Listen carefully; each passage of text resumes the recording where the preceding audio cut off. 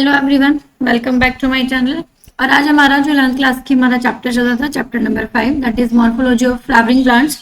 उसी का next lecture है। ऑलरेडी हम 4 लेक्चर कंप्लीट कर चुके हैं, जिसमें हम प्लांट की रूट को डिटेल में डिस्कस कर चुके हैं, उसके स्टेम को डिस्कस कर चुके हैं, लीफ को डिस्कस कर चुके हैं, और लास्ट वाले लेक्चर में हमने फ्लावर को डिस्कस किया था। हालांकि कंप्लीट हमने फ्लावर डिस्कस नहीं किया था, हमने कैलिक्स, कोरोला, वहीं तक सारी चीजें डिस्कस करी थी। और आज हम उसी लेक्चर को कंटिन्यू करते हुए अपना फ्लावर का ही नेक्स्ट टॉपिक डिस्कस करने जा रहे हैं, जो कि हमारा नेक्स्ट पार्ट है फ्लावर का, जो कि है एंड्रोशियम।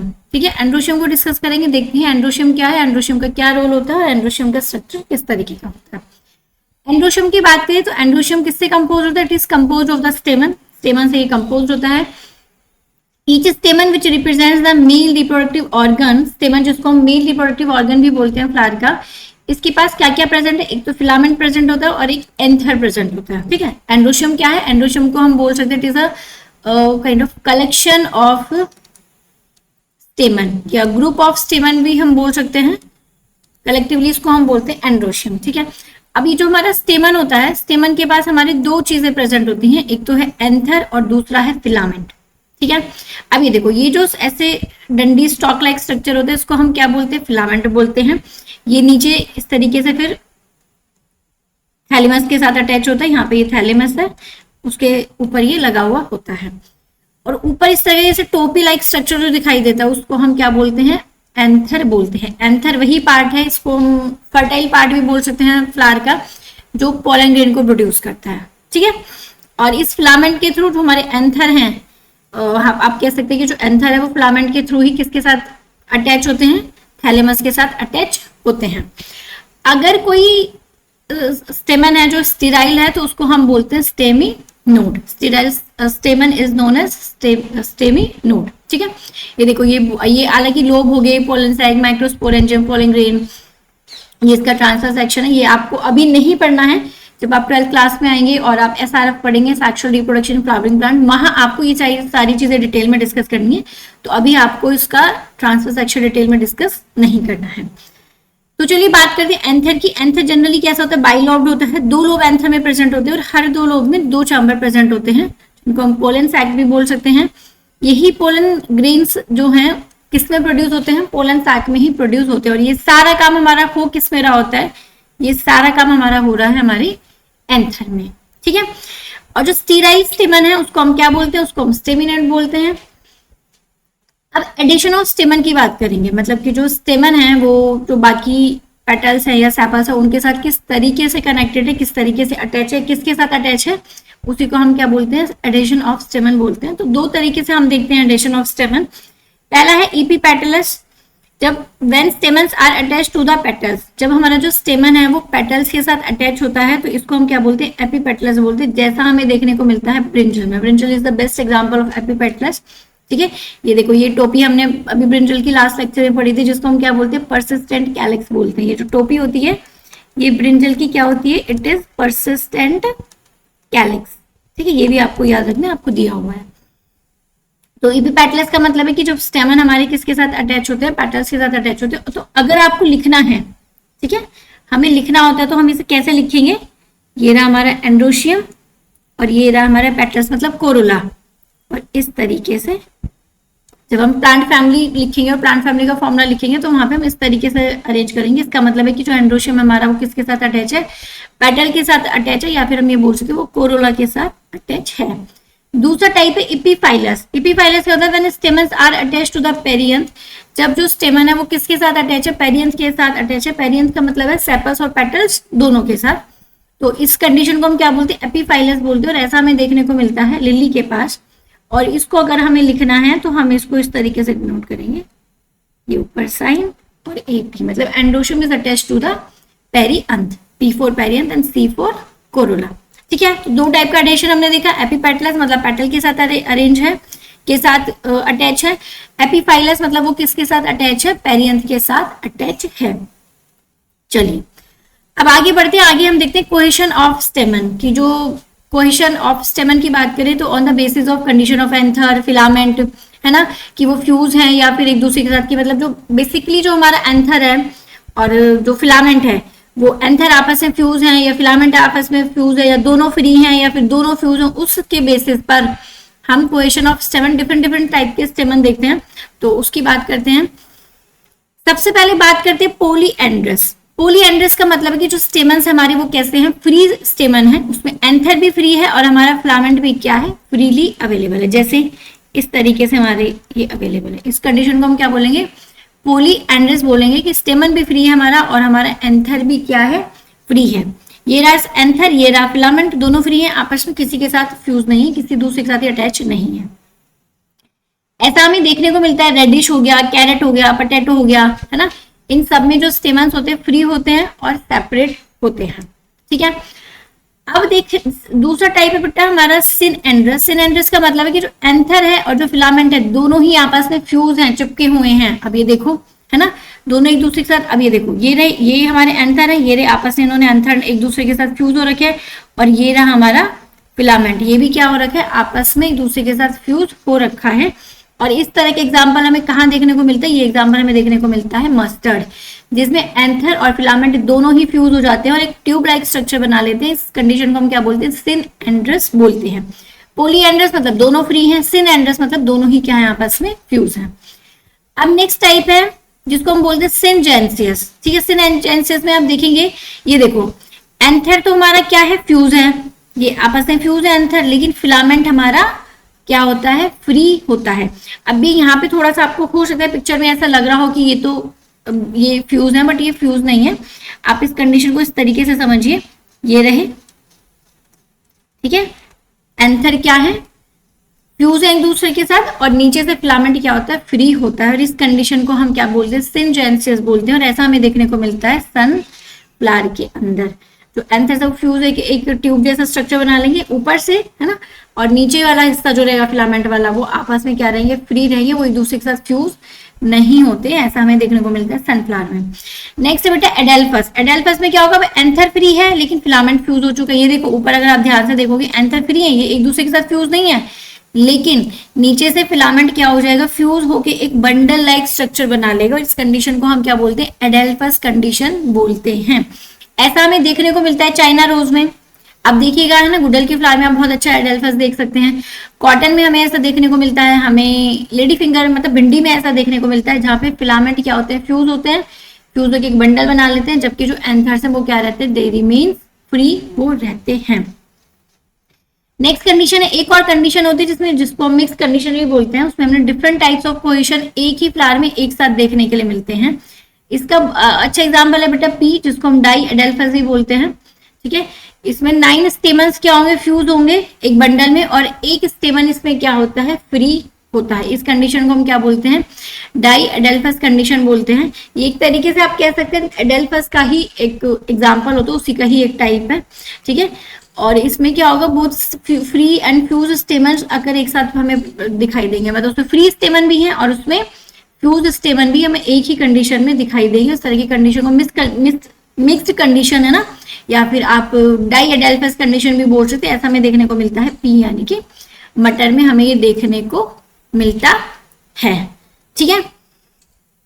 अब देखो, जो हमारा ये स्टेमन होते हैं ना, बहुत सारे फ्लावर में ऐसा देखा जाता है कि जो इनकी लेंथ होती है ना, लेंथ में वेरिएशन देखा जाता है कि कुछ स्टेमन छोटे हैं, कुछ स्टेमन बड़े हैं, कहीं पे बाहर वाले स्टेमन छोटे हैं, कहीं पे अंदर वाले स्टेमन छोटे हैं, और ऐसा हमें देखने को मिलता है। और आप देख सकते हो, जैसे मस्टर्ड का मैं बात करूं, मस्टर्ड में हमें 2 लॉन्ग स्टेमन दिखाई देंगे और 4 छोटे स्टेमन दिखाई देंगे। जो अंदर की तरफ ये जो 2 स्टेमन आपको दिखाई दे रहे हैं, ये लंबे हैं, लॉन्ग स्टेमन है। बाहर की तरफ देखो, ये रहे 2 बाहर की तरफ और ये रहे 2 बाहर की तरफ। ये कैसे स्टेमन है, ये 4 शॉर्ट स्टेमन है। और ऐसा हमें कहाँ पे देखने को मिलता है, मस्टर्ड में देखने को मिलता है। उसके अलावा सेल्विया में हमें कैसी कंडीशन देखने को मिलती है कि 2 लॉन्ग स्टेमन होते हैं, 2 शॉर्ट स्टेमन होते हैं, ठीक है। वहां पे 2 लॉन्ग है, 2 शॉर्ट है। ऐसा हमें सेल्विया में देखने को मिलता है, जो 4 स्टेमन होते हैं। और मस्टर्ड में जिसमें 6 स्टेमन होते हैं, अंदर की तरफ जो 2 स्टेमन प्रेजेंट है वो लंबे होंगे, है ना, और बाहर की तरफ जो स्टेमन प्रेजेंट होंगे 2, मतलब 4, 2 इधर और 2 इधर, वो कैसे होंगे, 4 शॉर्ट स्टेमन होंगे।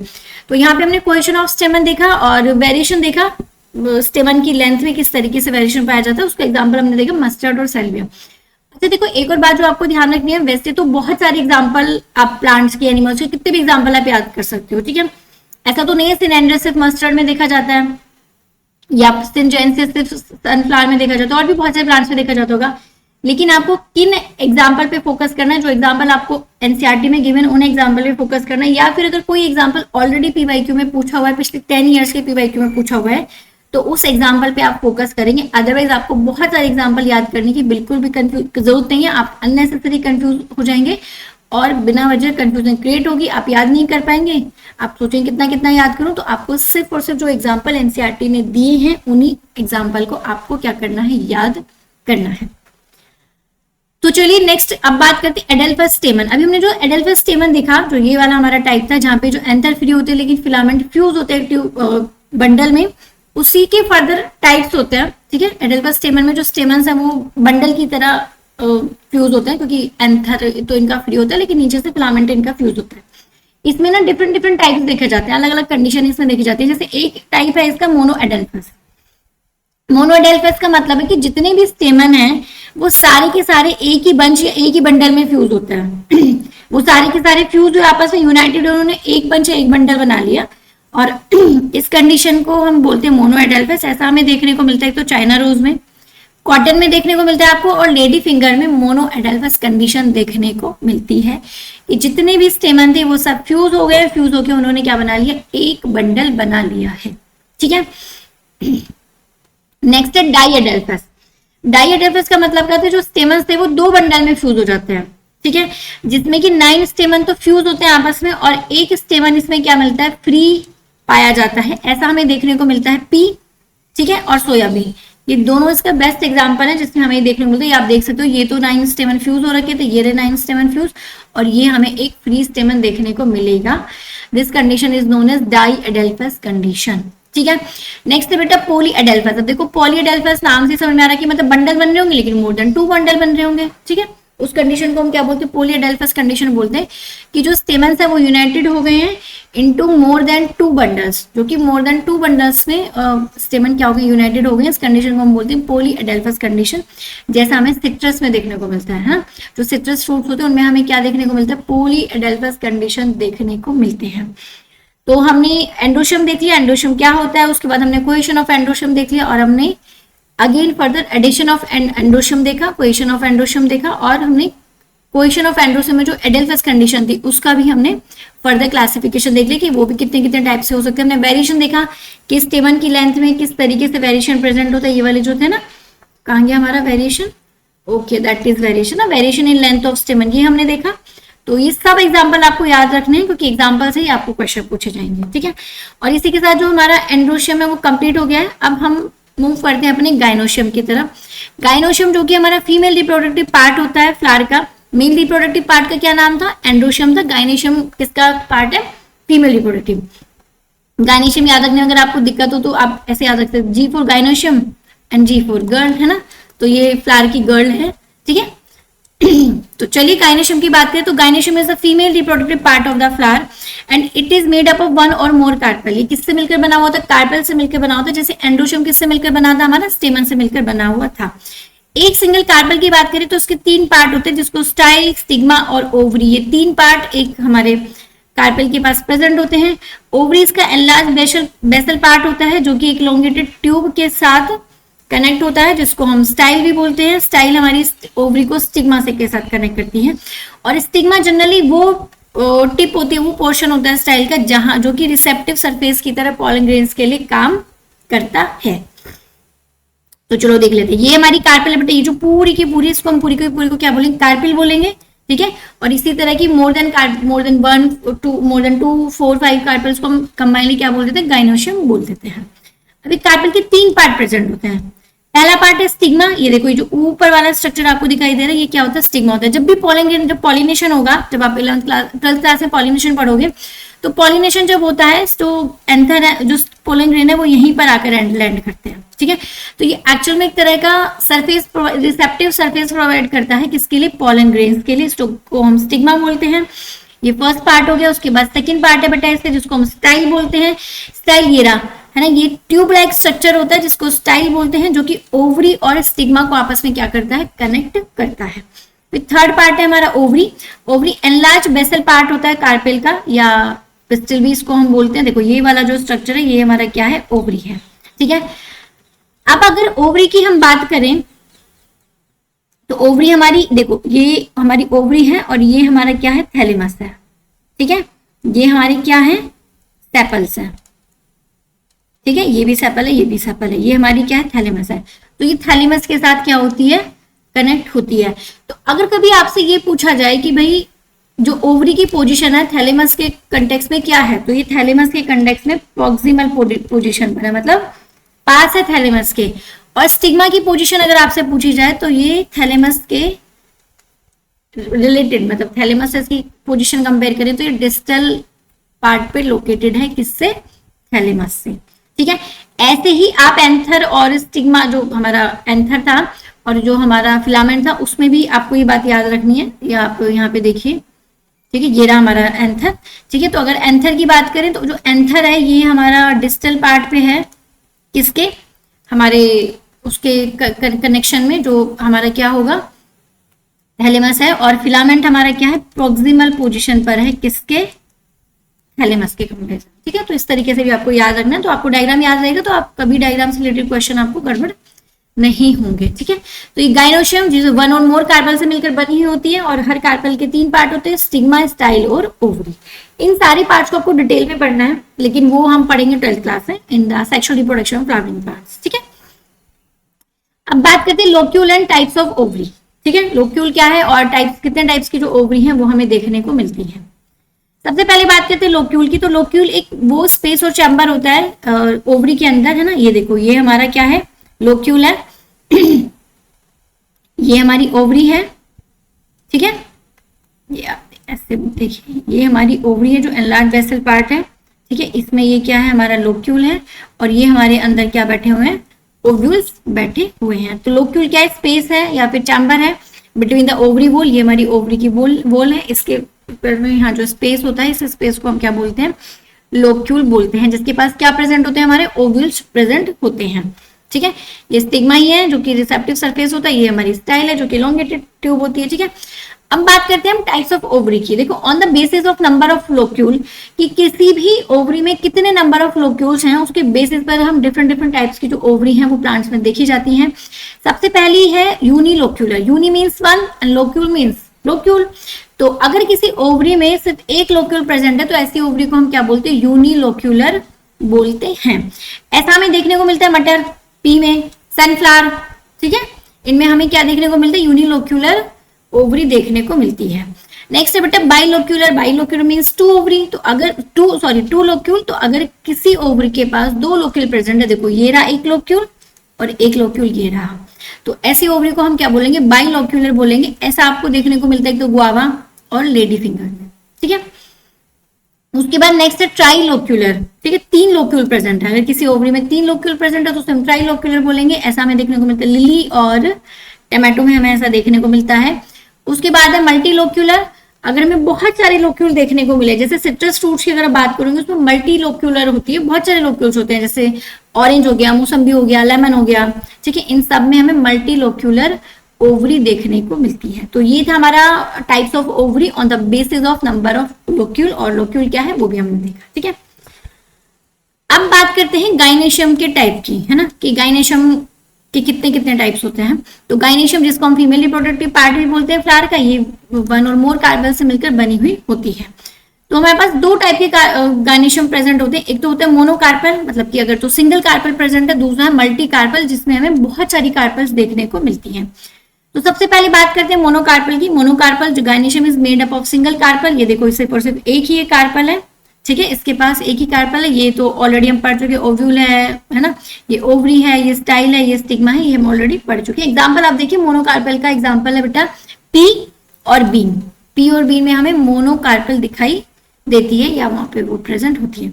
अब multi carpel. Multi carpel further 2 तरह की हो सकती है, कि जो कार्पेल है वो या तो फ्यूज कार्पेल है या फिर वो कैसे फ्री कार्पेल है। अगर तो वो फ्यूज कार्पेल है, उसको हम कंडीशन को हम बोलते हैं सिन कार्पस। सिन कार्पस का मतलब है कि जो कार्पेल्स है वो आपस में फ्यूज हैं और उन्होंने एक सिंगल पिस्टल बना रखी है। तो बहुत सारी कार्पेल, लेकिन वो फ्यूज होकर एक सिंगल पिस्टल बना लेती है। ऐसी कंडीशन को हम बोलते हैं सिन कार्पस। ऐसा हमें कहाँ पे देखने को मिलता है, तो ब्रेसिकेसी फैमिली में, मालवेसी फैमिली में, एस्टेरेसी फैमिली में, लिलियसी फैमिली में और सोलेनेसी फैमिली में हमें सिन कार्पस जो है हमारी कार्पेल है वो देखने को मिलती है। उसके बाद है एपोकार्पस, मतलब कार्पेल्स हमारी क्या है, फ्री हैं और वो सेपरेट ही रहती हैं, ऐसा हमें देखने को मिलता है लोटस में, रोज में, स्ट्रॉबेरी में और बेटा रसबेरी में। तो ये एग्जाम्पल आपके लिए बहुत इंपॉर्टेंट है, एग्जाम्पल आपको जरूर से याद रखने हैं, ठीक है। तो चलिए नेक्स्ट बात करते हैं हम प्लेसेंटेशन की। तो प्लेसेंटेशन क्या होता है, तो प्लेसेंटेशन का मतलब है arrangement of ovules with in the ovary is known as placentation. Ovule, ovary के अंदर जो ओव्यूल है हमारे, उनका अरेंजमेंट क्या है, वो किस तरीके से अरेंज है, इस कंडीशन को हम क्या बोलते हैं, इस अरेंजमेंट को हम क्या बोलते हैं, प्लेसेंटेशन बोलते हैं। बहुत इंपॉर्टेंट है, ठीक है। तो यहाँ पे एग्जाम्पल के साथ आपको क्वेश्चन पूछे जाते हैं। ये डिफरेंट डिफरेंट टाइप्स के होते हैं, जैसे मार्जिनल प्लेसेंटेशन है, एक्साइल है, पैराइटल है, बेसल है, सेंट्रल है और प्री सेंट्रल हमें देखने को मिलता है, ठीक है। तो सबसे पहले बात करते हैं मार्जिनल प्लेसेंटेशन की। मार्जिनल प्लेसेंटेशन का मतलब है कि जो ओव्यूल्स हैं वो ovules arrange along margins of ovary, वो ओवरी की जो मार्जिन है उसके अलोंग, मतलब उसके अलोंग लगे हुए होते हैं, एक रिजिड लाइक स्ट्रक्चर बनाते हैं ऑन द वेंट्रल स्यूचर, है ना, जो वेंट्रल साइड है वहां पे एक रिजिड स्ट्रक्चर बनाते हैं। और ओवरी इनके पास कैसी होती है, यूनिलोक्यूलर ओवरी है, मतलब एक ही लोक्यूल प्रेजेंट है ओवरी में। ये देखो, ये जो वेंट्रल स्यूचर प्रेजेंट है, ये जो प्रेजेंट है, ठीक है, ये हमारे ओव्यूल्स है। ऐसा आपको देखने को जैसे मटर है ना, मटर को देखिए, मटर में मार्जिन, उसके मार्जिन पे लगे हुए होते हैं ना मटर के दाने। ग्राम और बीन में भी हमें क्या देखने को मिलती है, मार्जिनल प्लेसेंटेशन देखने को मिलती है। नेक्स्ट है बेटा एक्साइल। जो ओव्यूल है वो एक तो मल्टी लोक्यूलर ओवरी इनके पास प्रेजेंट होती है, मल्टीपल लोक्यूल्स प्रेजेंट होते हैं ओवरी में, और ये प्रेजेंट होती है इन द सेंटर। जो ओव्यूल है वो कहाँ पर प्रेजेंट होंगे, present in centre between the septa, उनमें जो स्पेस होता है बीच में, वहां पे ओव्यूल जो है वो प्रेजेंट होते हैं, ऐसा हमें देखने को मिलता है। टमाटो, लेमन में हमें कैसा अरेंजमेंट देखने को मिलता है, एक्साइल अरेंजमेंट देखने को मिलता है। तो चाइना रोज, टमाटो, लेमन इसके इंपॉर्टेंट एग्जांपल है जो आपको याद रखने हैं। उसके बाद है पैराइटल। पैराइटल में क्या, ovule develops on the inner wall side of the ovary और on the peripheral part. Ovary कैसी होती है, एक चैम्बर होती है, but it becomes two chamber due to the formation of the false septum.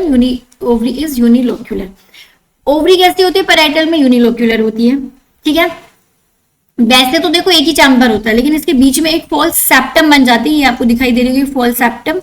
इस फॉल्स सेप्टम की वजह से ओवरी हमें देखने को कैसी लगती है, टू चैम्बर लगती है, बट एक्चुअल में ओवरी में एक ही चैम्बर प्रेजेंट होता है, लेकिन उन दोनों चैम्बर के, उस एक चैम्बर के बीच में एक फॉल्स सेप्टम लग जाती है, जिसकी वजह से ओवरी दो उसमें चैम्बर में डिवाइड हो जाती है। और ऐसा हमें देखने को मिलता है मस्टर्ड और अर्जिमोन में, हमें पैराइटल प्लेसेंटेशन देखने को मिलता है।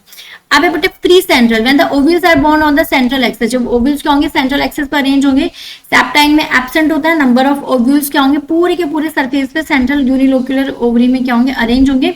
तो ऐसा हमें देखने को मिलता है। डाइएंथस और प्रिमरोज में हमें प्री सेंट्रल प्लेसेंटेशन देखने को मिलता है।